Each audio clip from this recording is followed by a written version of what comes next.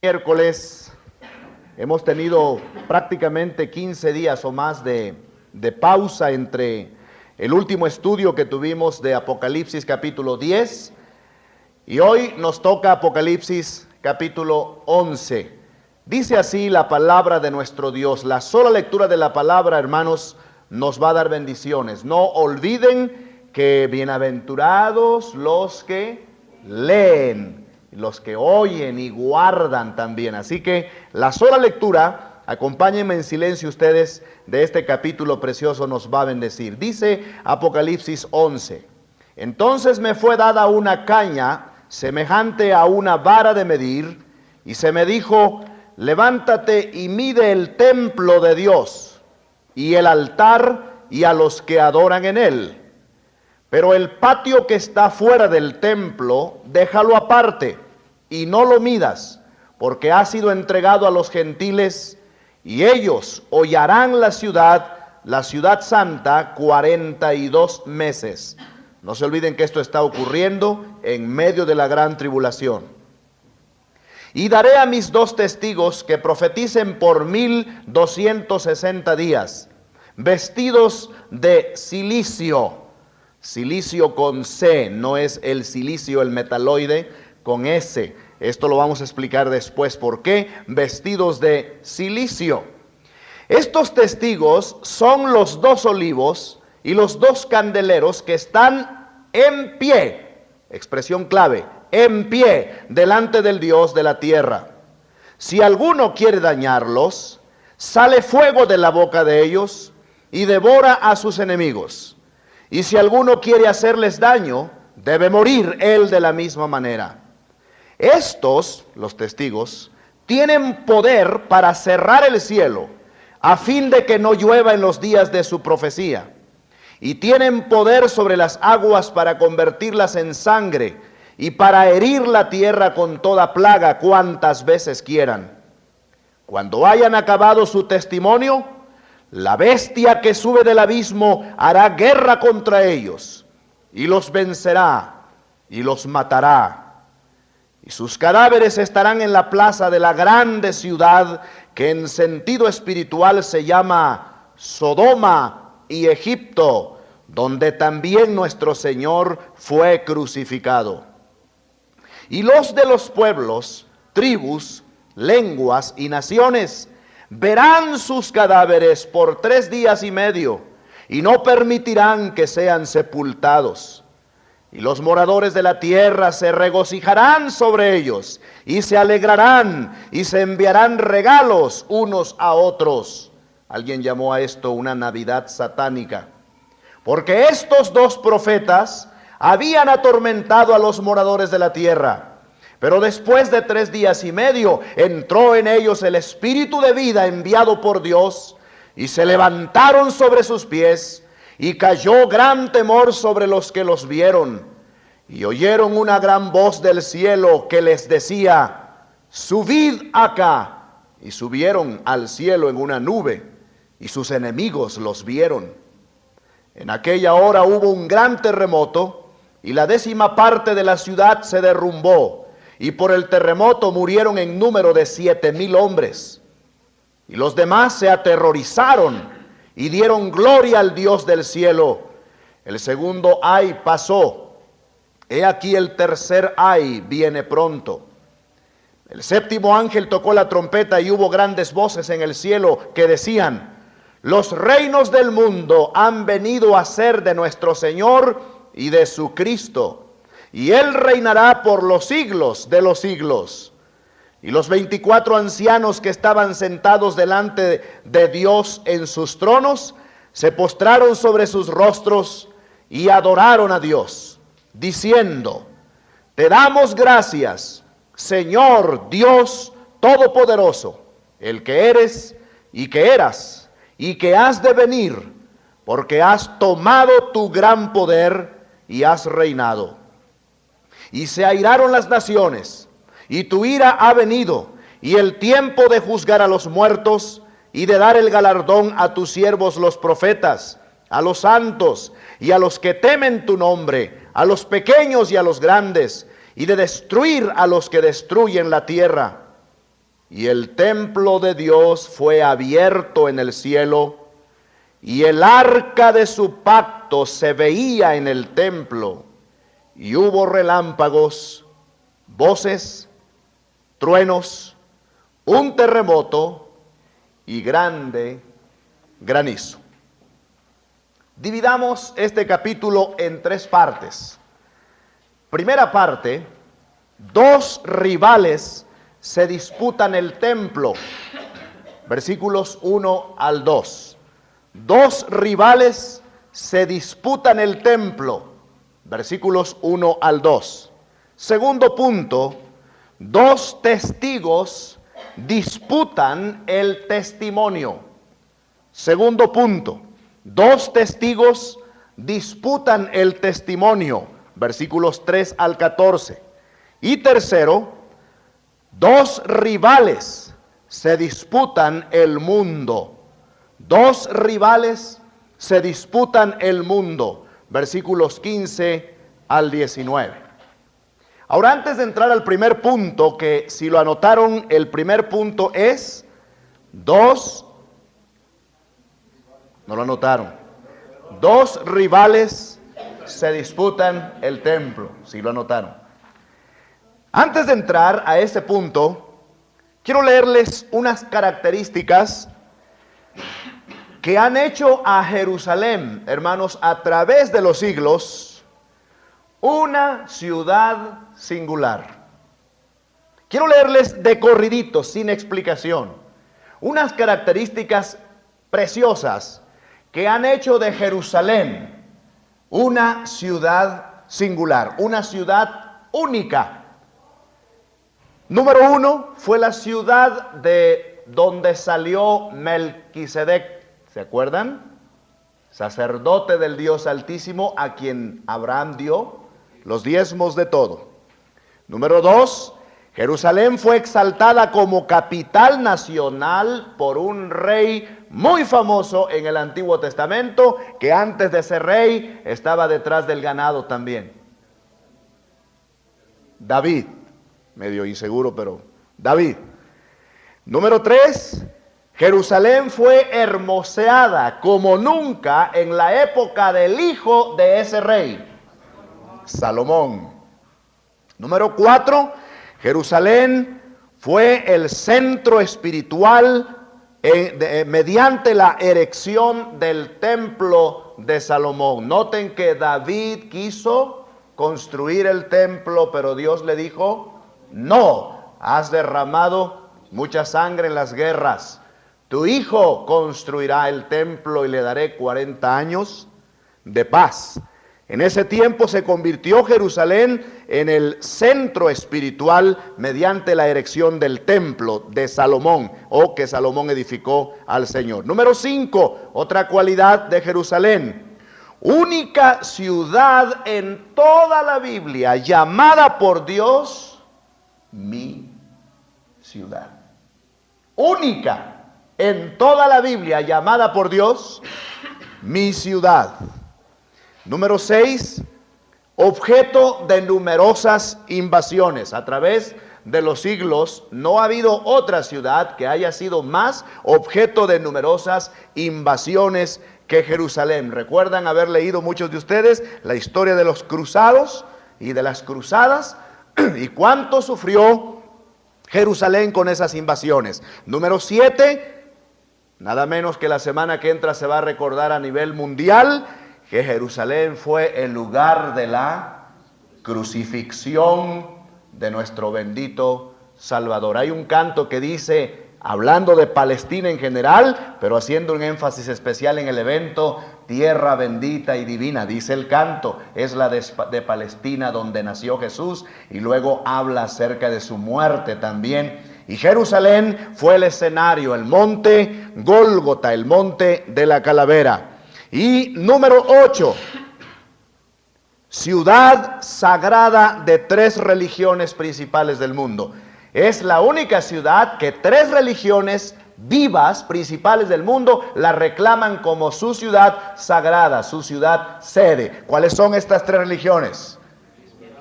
Islamismo, judaísmo y cristianismo. La reclaman como su ciudad sagrada, como el punto simbólico de su religión.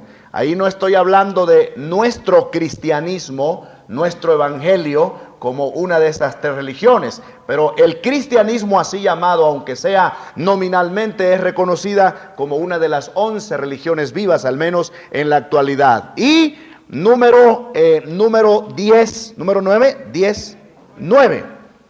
Parece que aquí hubo una repetición, porque también dice incontables invasiones. Entonces son 9 puntos, a menos que la numeración esté mal. Estamos bien, ¿verdad? 9. Y número 10, en esta numeración, el lugar que ha estado más cerca del corazón de su pueblo, disperso en muchas tierras durante 19 siglos. Es decir, la ciudad de Jerusalén es la ciudad que ha estado más cerca del corazón del pueblo judío en muchas tierras donde ellos están dispersos durante ya 19 siglos. Siempre que los judíos, como judíos, no cristianos, celebran la Pascua una vez al año, dicen después de terminar la Pascua, el próximo año en Jerusalén. Eso es lo que dicen. El próximo año, camaradas, amigos, hermanos, como se digan ellos, en Jerusalén. Esa es su esperanza de celebrarla como nación, todos en conjunto en Jerusalén. Ahora, ¿por qué acabo de mencionar todo esto? Al ver este cuadro, yo creo que no son las únicas 9 o 10 cosas, sino hay muchísimas que podrían decirse que hacen de Jerusalén una ciudad impactante, una ciudad estremecedora, una ciudad única. Pero todo eso, hermanos, no es prácticamente nada, con la excepción del evento tremendo de la muerte de Cristo. Todo lo demás casi no es nada en comparación con los sucesos que la van a hacer estremecer y la van a pronunciar a nivel universal como una ciudad única. Y algunos de esos sucesos los tenemos precisamente en Apocalipsis capítulo 11. Por ejemplo, en primer lugar, el templo de Jerusalén se va a construir de nuevo. El templo de Jerusalén se va a construir de nuevo. ¿Cómo lo sabemos? Bueno, yo quiero hacerles una pregunta. Vean Apocalipsis 11, 1 al 3, 1 al 2. Entonces me fue dada una caña semejante a una vara de medir. Yo quiero pedirles que piensen, métanse en la pregunta que les voy a hacer. Prepárense para la pregunta y piensen. Ustedes tienen la respuesta, yo lo sé. Entonces me fue dada una caña semejante a una vara de medir y se me dijo, dice Juan, viendo la gran tribulación, el período de la gran tribulación. Se me dijo, levántate y mide el templo de Dios y el altar y a los que adoran en él, pero el patio que está fuera del templo déjalo aparte y no lo midas, porque ha sido entregado a los gentiles y ellos hollarán la ciudad santa 42 meses. Muy bien. ¿A qué templo se refiere? ¿A qué templo se refiere Apocalipsis 11, 1 y 2? Al que va a ser construido. Qué hermoso es que ya, así es la profecía, hermanos, qué hermoso es que ya es prácticamente un hecho. Actualmente no está el templo construido. Allí hay un lugar muy famoso, propiedad de los musulmanes, que le llaman a nivel mundial de dos formas. Y la forma más acertada es la cúpula de la roca. Y otros le llaman la mezquita de Omar, pero el nombre más acertado es la cúpula de la roca.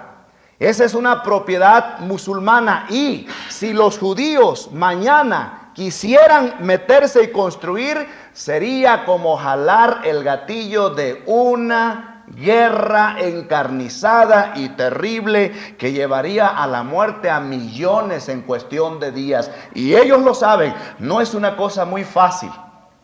Han hecho excavaciones y por abajo de la tierra, en el derecho que les pertenece a los judíos, se han acercado hasta 10 metros de donde está o donde estaría situado lo que fue el lugar exactito, lo que fue el lugar santísimo.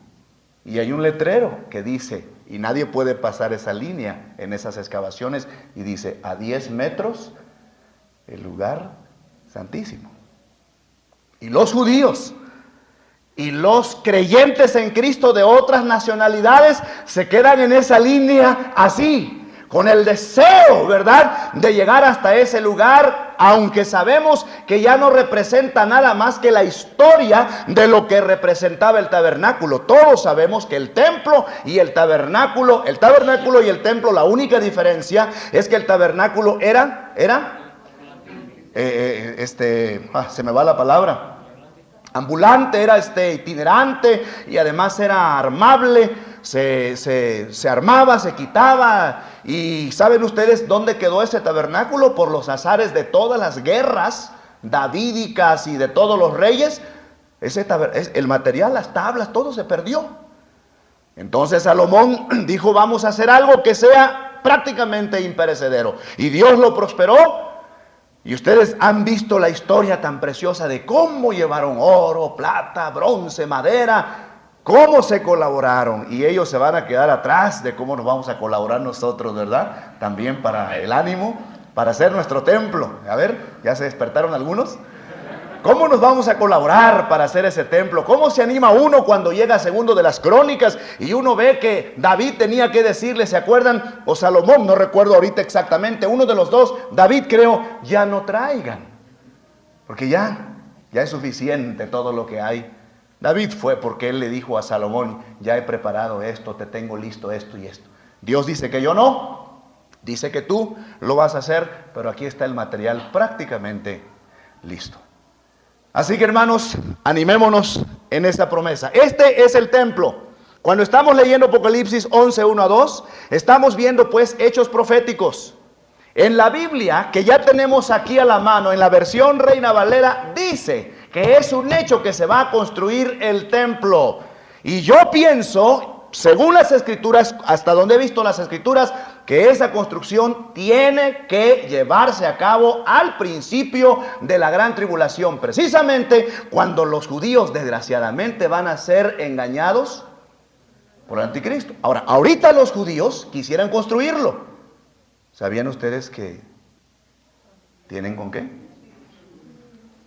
Hay ofrendas de amor, entre comillas, que van cada año. Ofrenditas de amor, póngale entre comillas. Ustedes saben quiénes son muchos de los judíos en el mundo. Ustedes saben dónde está no la mayor tal vez, pero gran parte de la plata del mundo. Y cada año van ofrendas de amor, ofrendas pro terreno, ¿verdad? Y esas mensualidades no se olvidan. He cometido el grave error de que llegue el mes y por la emoción de otras cosas que estamos haciendo, se me nos olvida, ¿verdad, hermanos diáconos? Se me nos olvida y luego ya no lo anunciamos, y algunos hermanos a lo mejor ya esperan que pasen 7 días. Hermano, se olvidó la ofrenda pro terreno, yo la llevaba el domingo pasado, ¿verdad? Pero ellos están juntando, ellos tienen, pero ¿saben por qué no pueden construirlo? Hay dos grupos que se oponen. Un grupo es judaico, increíble, pero un grupo es judaico. Y se llaman los judíos ultra religiosos. Porque ellos dicen, el Mesías lo va a construir cuando venga. Y no saben que el Mesías ya vino y lo rechazaron. Los judíos ultra religiosos se oponen. Y los otros son los peores, los musulmanes. De ninguna manera el judío puede construir ese templo. De ninguna manera. Número uno, porque está junto y parte debajo de su mezquita, de la cúpula de la roca. Increíble, pero esa roca es la misma roca del monte Moria, aquel monte de Génesis 22 donde Isaac iba a ser sacrificado. Los musulmanes se adueñaron de eso y hay un pacto. Entonces no pueden construirlo. Entonces uno dice, ¿cómo le van a hacer para que los judíos ultra religiosos lo permitan y para que también los musulmanes lo permitan? Hermanos, esto es asombroso. Cuando el orden mundial vaya cambiando y cuando el anticristo, el hombre más poderoso de la tierra en esos días de la tribulación, y que de acuerdo a muchos estudiosos y peritos en la profecía, y no necesitamos serlo para saber que definitivamente ahorita mismo el anticristo debe estar en algún lugar de la tierra, ya existiendo. Sin duda, hermanos, por todas las señales, por todo lo que nos rodea, por todo lo que hemos visto, por todo el cumplimiento de las profecías, sabemos que ese tiempo, ese periodo terrible está a las puertas. Entonces, solo se explica que los judíos lo van a edificar con alguien que influya, que se los gane, y que ellos lo ganen a él, que hagan un pacto de acuerdo a Daniel capítulo 9, 27. Ahora, en Daniel 9, 27 no menciona la palabra templo, pero menciona la palabra sacrificios. Y van a ofrecer sacrificios. Lógicamente, hay un solo lugar donde los judíos pueden ofrecer sacrificios, en su templo. Entonces Daniel 9, 27 nos asegura que el príncipe que ha de venir, así le llama al anticristo, les va a dar permiso. Ese va a ser parte del engaño.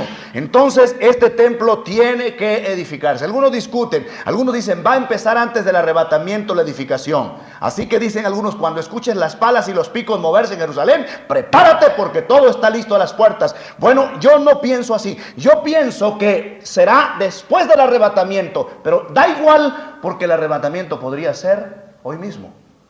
Y porque el dinero para construir el templo está listo. Pero tengo una noticia triste. Algunos, cuando oímos del templo de Jerusalén, nos emocionamos. Pero saben ustedes, y por favor investiguen esto, cuando gusten y como gusten. Pero saben ustedes que los dos testigos que vamos a ver enseguidita, que los dos testigos van a predicar, entre otras cosas, van a predicar en contra de la motivación de la construcción del templo. ¿Sabían ustedes? Los dos testigos. Muchos cristianos decimos el templo de Jerusalén, pero ¿saben? La razón principal por la que los judíos que construyan el templo lo construyan no va a ser para la gloria del Señor, no va a ser para alabar a Jesucristo, porque ellos no han entendido que el mensaje del templo, aquel de Jerusalén, aquel tabernáculo, precisamente ese mensaje apuntaba ¿a quién?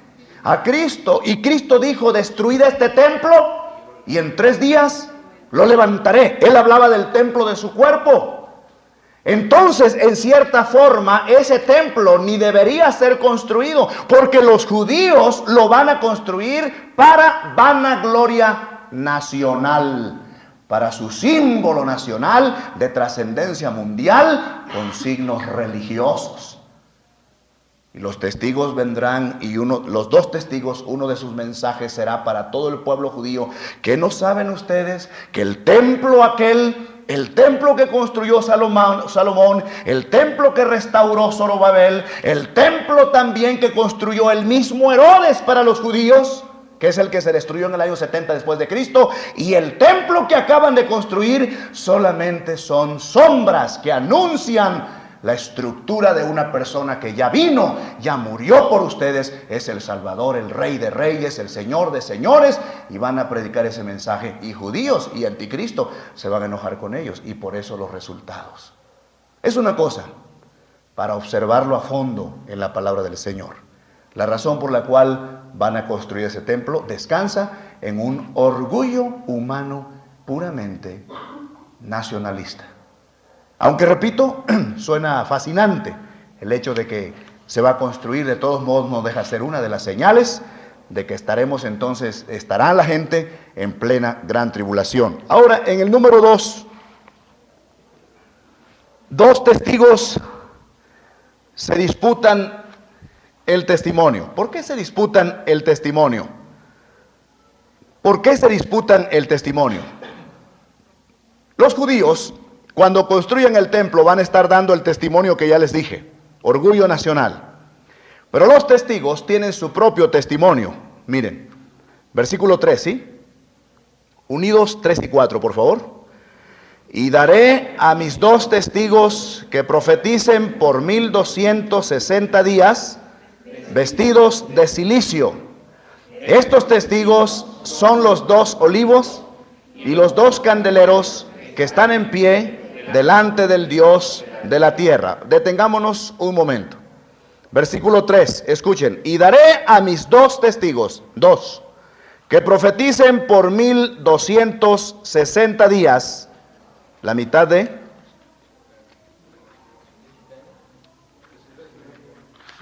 de la tribulación. Entonces quiere decir que van a profetizar de la mitad de la tribulación en adelante.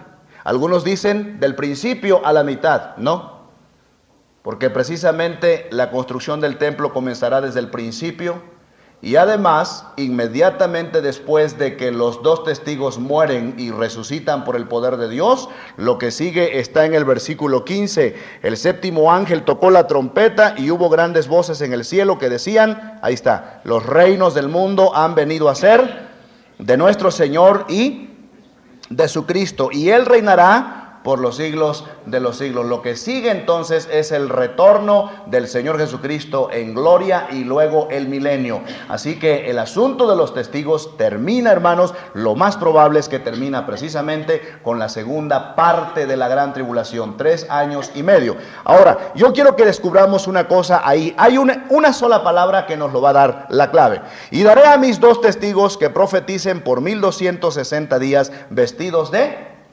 cilicio. ¿Cómo se les llama a estos 2 personajes? Testigos. ¿Y qué hace un testigo? Anuncia, testifica, testimonia. ¿Qué hace un testigo? ¿Verdad? En el sentido bíblico, dijo Cristo a los judíos, vosotros sois mis testigos. A los judíos, no a un grupo que anda por ahí vendiendo libros. A los judíos les dijo en aquel tiempo, vosotros seréis mis testigos. Pero ya saben, no lo fueron.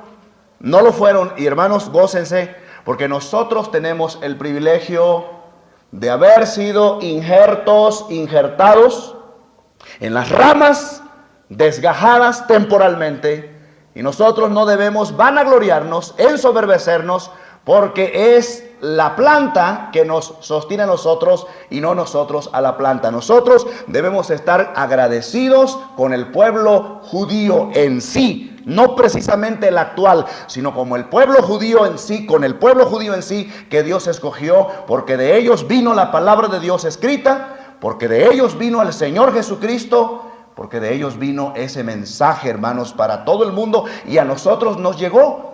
Pero ahora nosotros tenemos el privilegio de ser los testigos. Hechos 1:8, ¿se acuerdan?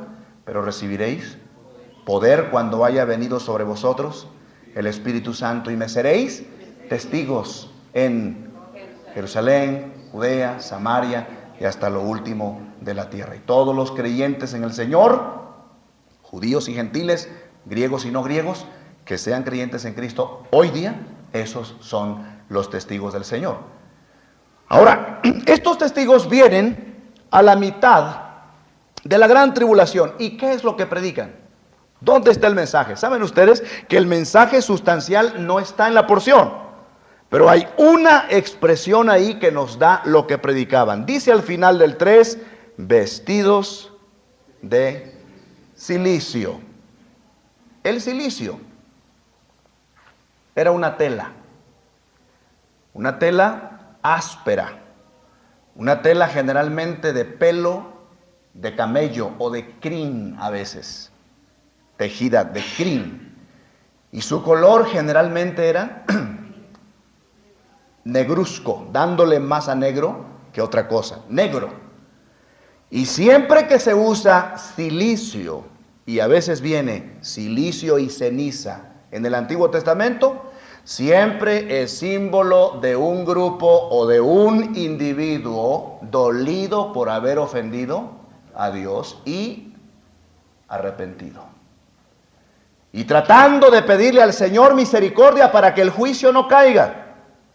Entonces la razón por la cual estos dos testigos se visten de cilicio es porque están anunciando al mundo que debe arrepentirse, que debe buscar el rostro del Señor, que los juicios más severos están a punto de estallar y que ellos deben arrepentirse, que todos deben imitarlos y que todos deberían poner no en su cuerpo, sino en su corazón una tela de cilicio, un arrepentimiento profundo. Un dolor verdadero y genuino por haber ofendido a Dios. Este será la síntesis o la esencia del mensaje de los dos testigos. Ahora, quiero leer aquí unos párrafos. Si de una vez cambiamos para no tener después.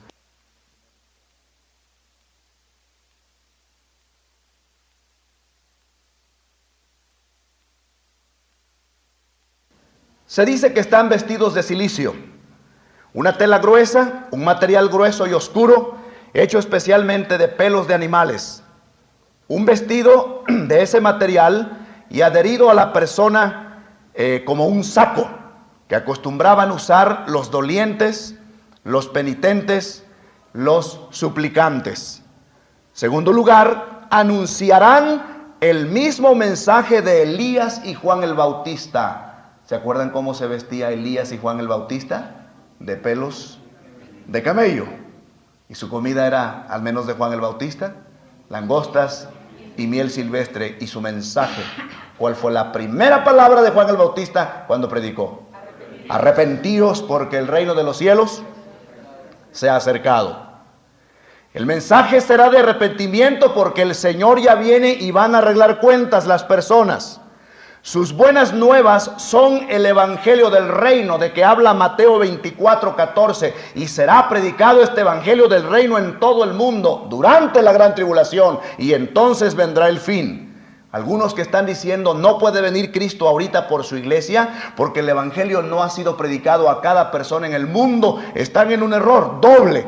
En primer lugar, porque el testimonio del mensaje a grandes rasgos ya llegó a todo el mundo. Y en segundo lugar, porque la Biblia no habla de una evangelización completa, estrictamente completa para el arrebatamiento, pero sí lo habla para la venida del Señor Jesucristo en gloria. Paréntesis, algunos dirán, bueno, ¿y qué va a pasar con aquellas personas que hoy día no han oído el evangelio?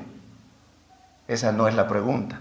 La pregunta es esta: ¿qué va a pasar con nosotros que no se los hemos dado a conocer? Muchos se preocupan por lo primero cuando debemos preocuparnos por lo segundo. Dicen, ¿qué va a pasar con aquellos pobres que no han escuchado el evangelio en una isla remota? ¿Qué va a pasar con usted y conmigo delante de Dios por no habernos esforzado para llevárselo? Traducido a su idioma o viajar hasta allá para que lo escuchen. Así que será predicado el evangelio del reino, pero durante la gran tribulación. Y este será parte del mensaje de los dos testigos. Número 5, ellos no descuidarán la predicación de la cruz. Claro que es parte del mensaje. En Apocalipsis 7:14 lo vimos. ¿Se acuerdan cuando el Señor preguntó, estos que están vestidos con ropas blancas, quiénes son y de dónde han venido? Hagan memoria. ¿Recuerdan cuál es la respuesta? Señor, tú lo sabes. Entonces el Señor le contesta, estos son es un texto de memoria, ¿verdad? Estos son los que han salido de la gran tribulación y han lavado sus ropas en la sangre del Cordero. Entonces, el mensaje de la sangre del Cordero no se olvidará durante la gran tribulación. Sin embargo, hay que aclarar, el mensaje hoy día de la iglesia es el mensaje de la gracia. El mensaje más fuerte durante la gran tribulación es el mensaje de arrepentimiento, porque la gracia como período habrá terminado y Dios extenderá su misericordia durante la tribulación y la gente tiene que arrepentirse, pero con base en una predicación de juicio que va a sobrevenir sobre la tierra. El mensaje encomendado a la iglesia pues en el día de hoy es el de la gracia. La iglesia no tiene otro mensaje más que ese en cuanto a la salvación hoy día. Y el hecho de que el mensaje anunciado es de juicio, de arrepentimiento y de preparación en vista de la venida del Rey, indica que la iglesia ya no estará presente. Una prueba más que la iglesia no está presente, ¿dónde? En la gran tribulación. Es que el mensaje de la gracia, como se predica hoy, no será predicado, sino el mensaje de arrepentimiento y de salvación por el juicio que viene. Ahora, hermanos, una pregunta interesante. ¿Quiénes son los dos testigos? ¿Quiénes son los dos testigos? Ese es un dato, una pregunta que puede darnos una respuesta interesante.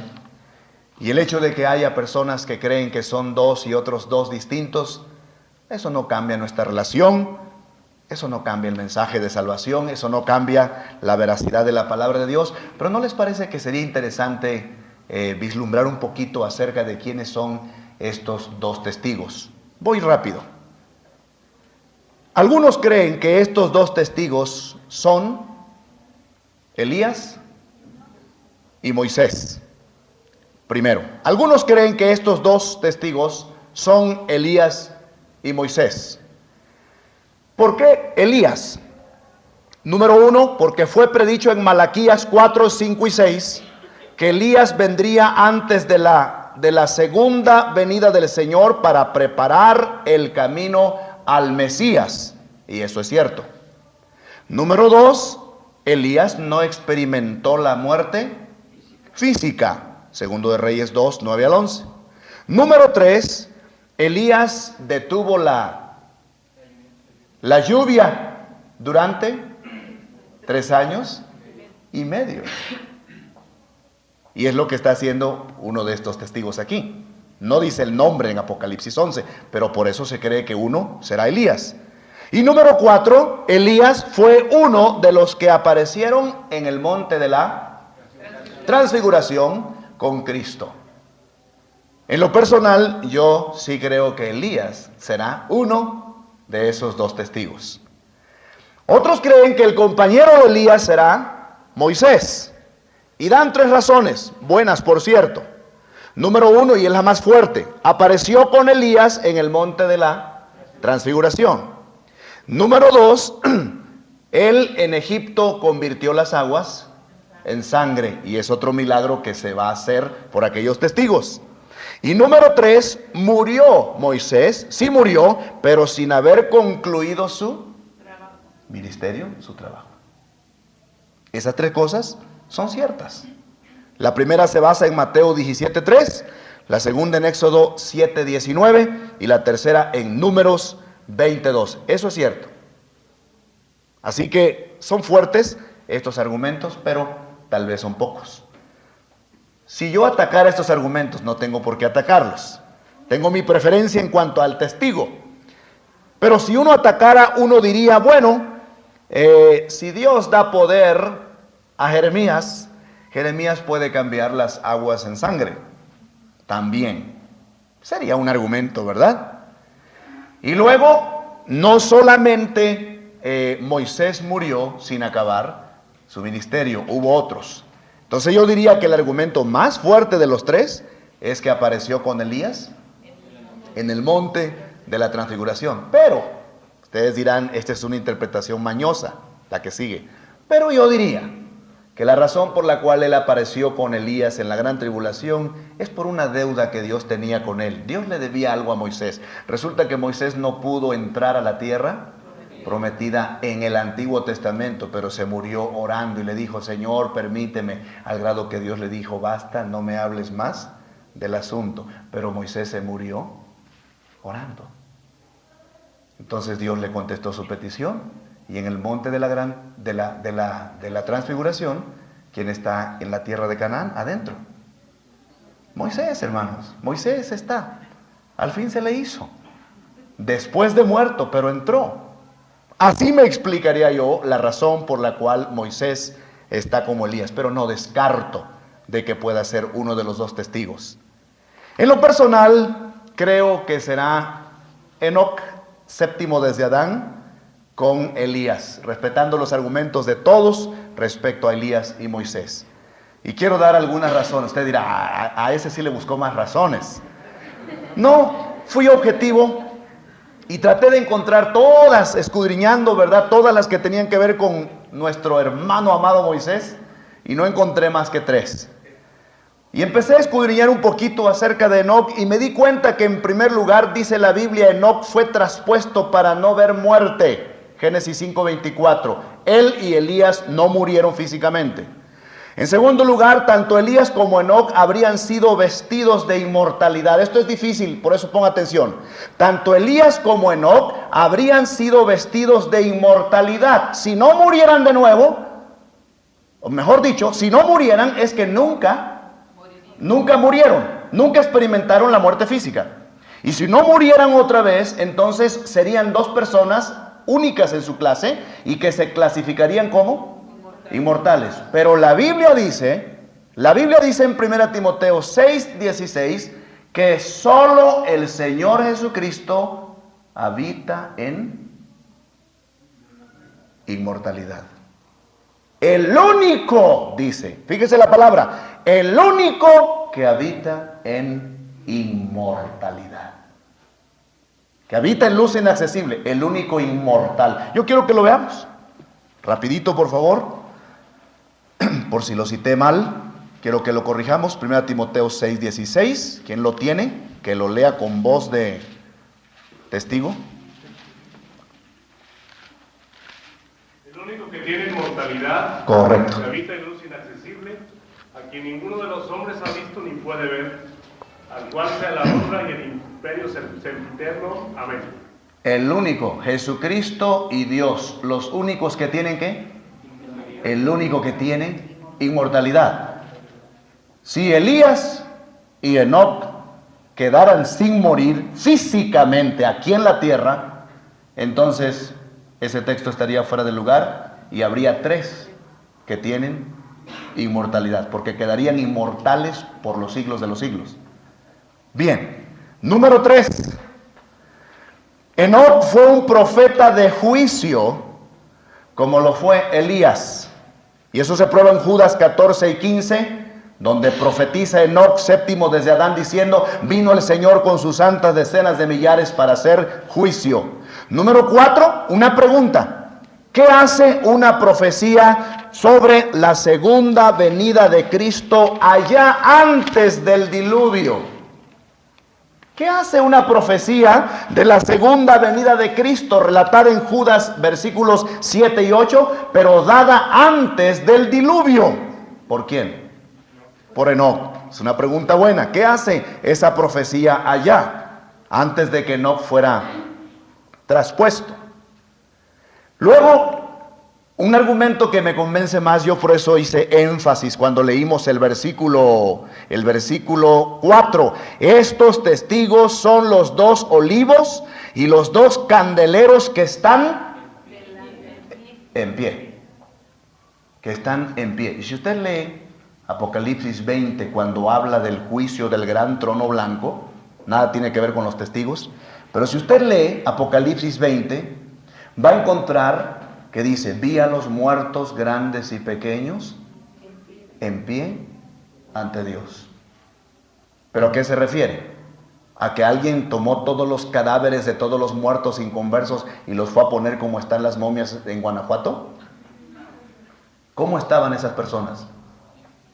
Vivas. Porque Dios las resucitó para juicio.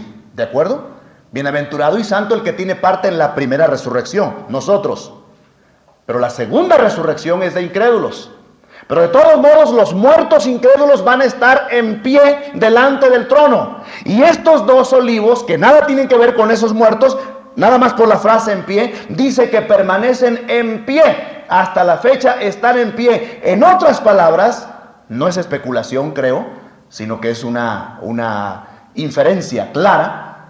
El hecho de que no hayan muerto, estos 2 testigos tienen que ser, creo yo, 2 personas que no hayan muerto nunca, que estén en pie y que hayan estado en pie. Candeleros encendidos, la vida encendida desde hace tiempo. Esto me hace pensar muy a fondo que pueden ser dos hombres, tienen que ser dos hombres que no gustaron la muerte, que Dios tenía planeado a uno, y este es otro argumento, uno de ellos de entre los judíos, otro de entre los gentiles, representando en un periodo crítico a ambos cuerpos, como diciendo, uno viene a predicar a todo el pueblo judío, representándolo, y otro viene a predicar a todo el mundo. Nadie tiene excusa, tienen mensaje para todos los pueblos. Porque durante la gran tribulación habrá convertidos judíos y habrá convertidos gentiles. Y estos dos testigos testificarán de la palabra del Señor. Además, escúchenme bien, en 1 Corintios 15:50 dice, carne y sangre no pueden heredar el reino de Dios, ni la corrupción hereda la incorrupción. Elías y Enoc no pueden entrar a lo que es el cielo exactamente como están. Y algunos dirán, hermano, entonces ¿a dónde se fue Elías y a dónde se fue Enoc? Bueno, pruébeme con la Biblia que sus cuerpos, su espíritu y su alma, las tres cosas, están en el cielo. Y usted no lo puede probar. Solo dice que Elías fue arrebatado y dice que no fue traspuesto. No sabemos exactamente dónde están. Para Dios, un día es como 1000 años y 1000 años como un día. Y según, echaré mano de esto, según la ley de la relatividad comprobada, es muy probable que don Elías y don Enoc estén dando un viajecito por universo de 2 días para ellos y de siglos para nosotros. Dios es poderoso para hacerlo y preparados para encajarlos en el momento exacto en que ellos tienen que testificar. Repito, carne y sangre no pueden heredar el reino de Dios, ni la corrupción hereda la incorrupción. Y es interesante que estos dos testigos, ahora digo, sea quienes sean, tienen que venir y tienen que morir. Ahora, respecto a que tienen que morir, vean conmigo un mensaje hermoso para nosotros aquí en la Biblia. Versículo 5. Si alguno quiere dañarlos, sale fuego de la boca de ellos y devora a sus enemigos. Y si alguno quiere hacerles daño, debe morir él de la misma manera. Estos tienen poder para cerrar el cielo, etc. Versículo 7. Unidos, por favor, el 7. ¿Todos? Cuando hayan acabado su testimonio, la bestia que sube del abismo hará guerra contra ellos y los vencerá y los matará. Ahora les hago una pregunta yo. ¿Cuándo la bestia que sube del abismo hará guerra contra ellos y los vencerá y los matará? ¿Cuándo? Cuando hayan terminado su trabajo. Cuando hayan acabado su... Testimonio. Bien, olvidemos un momento a los testigos y pensemos en nosotros. ¿Cuándo vamos a partir nosotros de esta tierra? Cuando hayamos acabado nuestro propósito. Hermanos, yo les sugiero una cosa. Tenga cuidado, porque todo pámpano que en mí no lleva fruto, lo quitará. Nosotros tenemos un propósito en Querétaro, en el mundo, en México, en nuestro hogar. Y cuando dejamos de funcionar en nuestro propósito, no es que Dios nos va a matar en ese momento, no, escúcheme. Cuando dejamos de funcionar en nuestro propósito, estamos en una plataforma listo para que Dios diga, bien, lo recojo. No es un hecho que tenemos que morir, no estoy diciendo, alguno se apartó de la iglesia y ya va a morir, el hermano no dice que puros muertos va a haber desde el domingo que entra, los que no vienen. No, yo no estoy diciendo eso. Pero si usted y yo perdemos nuestra razón de ser, como decíamos el domingo en la mañana en clase de adultos, si nosotros no glorificamos a Dios, que es la meta del discipulado, Cristo dijo, he glorificado tu nombre, he acabado la obra que me diste que hiciese. Y si nosotros no estamos en ello, en esto es glorificado mi Padre, en que llevéis mucho fruto. Si nosotros estamos estériles, si nosotros estamos pasivos, si hemos perdido el rumbo, si nos hemos enfrascado en una pasividad, donde nuestro cristianismo se ha vuelto 2, 3 cultos a la semana y se acabó, pero no hay más sustancia en nuestra vida, nos estamos colocando en una plataforma donde Dios puede decir, bueno, hijo mío, entonces significa que tú has decidido que tu obra acabó, yo tenía más para ti, Pero si es todo lo que vas a hacer, dice aquella parábola, vente, ¿para qué inutilizas la tierra? ¿Se acuerdan de la parábola de la vid? De la higuera, me parece. Dice, córtala. ¿Para qué inutiliza la tierra? Y así son nuestras vidas, hermanos, cuando no estamos fructificando para el Señor. Pero Dios no tiene esos planes. Dios quiere que acabemos nuestro testimonio. Es hermoso pensar que Dios nos ha puesto con un propósito esencial. Y estos testigos trabajan incansablemente durante 3 años y medio. Y Dios dice, bien, se acabó. Voy a permitir a la bestia que les quite la vida, porque su obra ya acabó. Qué lección. Pero al tercer día, a los 3 días de muertos, yo los voy a resucitar. Y todo mundo los va a ver. Fíjese aquí, hermanos, esto no me aguanto el deseo de comentarlos, aunque es un poco trillado, pero cuando este texto se leía hace 150 años, se puede leer todavía en algunos libros las discusiones que había entre los hermanos. No, esto debe tomarse simbólicamente. ¿Cómo es posible que? A ver, 9. ¿Y los de los pueblos, tribus, lenguas y naciones qué? Verán sus cadáveres. Y había discusiones entre los hermanos bautistas de aquel tiempo. Y no puedo decir otros grupos porque no existían, se fueron formando después. Pero habían discusiones entre hermanos bautistas. La raíz bautista se puede probar de los apóstoles. Tendremos el estudio un día de cómo se puede probar el vínculo de la iglesia bautista, de la verdadera iglesia bautista, porque la verdadera iglesia bautista tiene que ver con doctrina, no con un nombre, desde los apóstoles hasta ahora. Pero había en esos tiempos discusiones. Esto no es posible, Esto no es posible. ¿Cómo puede ser? ¿Cómo puede ser que todo? Esto tiene que ser simbólico. ¿Cómo pueden de Asia, cómo pueden de América, cómo pueden de todos lugares ver a 2 cadáveres? Pasaron los años, inventos del hombre fueron dando a entender, ahora sí. Y muchas de las profecías que a veces no entendemos, quizá tengan que ver con cosas que están por aparecer todavía.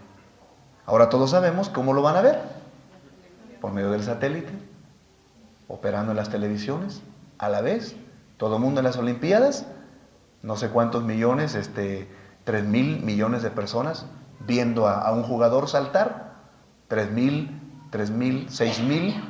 millones de ojos viendo jugar el ping pong, ¿verdad? Bueno, usted no los puede ver, pero ahí están. Si están a la misma hora en la televisión, ahí están 6,000 millones de ojos. ¿Cuántos ojos, verdad? Viendo el ping pong, sobre todo que es muy rápido.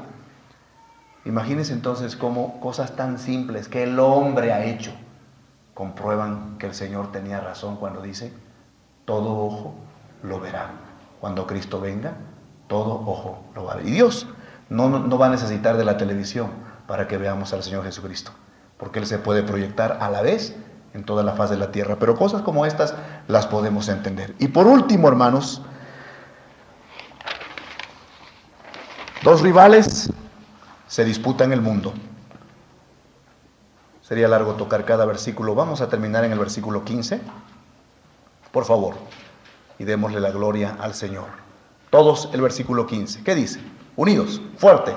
El 7º ángel tocó la trompeta y hubo grandes voces en el cielo que decían, fuerte hermanos, los reinos del mundo han venido a ser de nuestro Señor y de su Cristo, y Él reinará por los siglos de los siglos. Quiero terminar este mensaje, hermanos, diciéndoles, sin contradecirme a mí mismo, porque un día yo les dije que una de las cosas, no dije la más, no dije esta es la más, acuérdense, yo dije una de las cosas que yo más admiro del Señor es su santidad perfecta. La otra, admiro muchísimas cosas y todo lo de Dios es absoluto y perfecto. Pero la otra cosa que me impresiona de Dios, ¿saben cuál es? La paciencia de Dios. Dice que nuestro Dios es lento para la ira y grande en misericordia. clemente y misericordioso es Jehová. La paciencia de Dios es increíble. ¿Cuántas cosas ha soportado Dios? ¿Cuántas muertes de sus hijos? ¿Por qué estoy tocando esto? Porque dice el versículo, los reinos del mundo han venido a ser del Señor. Acuérdense ustedes que de entrada, cuando Cristo estaba inaugurando su ministerio, ya iba a empezar a predicar, se bautizó para cumplir públicamente toda justicia. Satanás lo agarra en el desierto con 3 horribles tentaciones. Y una de ellas, la tercera, fue, todo esto te daré si postrado me adorares. En otras palabras, hijo de Dios, ¿viniste a conquistar los reinos y la gloria de ellos? ¿Para qué tienes que ir a una cruz? ¿Para qué tienes que sufrir entre esta gente que ni te va a comprender? Mira, adórame y te los doy. Y el Señor Jesucristo, que había venido para conquistar las almas de los hombres y para conquistar la gloria, todo a recuperar lo que nuestro padre Adán había perdido en el huerto del Edén cuando entregó las escrituras de la posesión terrenal en las manos de Satanás, por la cual él es el príncipe de este mundo. En ese momento el Señor Jesucristo fue tentado por Satanás. No se dio, pero fue tentado. Y él prefirió el vituperio, él prefirió la cruz. Él prefirió ceñirse primero una corona de espinas para que un día se diga, los reinos del mundo han llegado a ser del Señor y de su Cristo. ¿Y saben una cosa, hermanos? Nosotros vamos a oír esa proclamación angelical. Y qué gozo, qué privilegio va a ser oírla.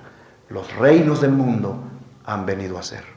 Son, de facto son, pero formalmente y oficialmente van a ser entregados sus enemigos en el estrado de sus pies.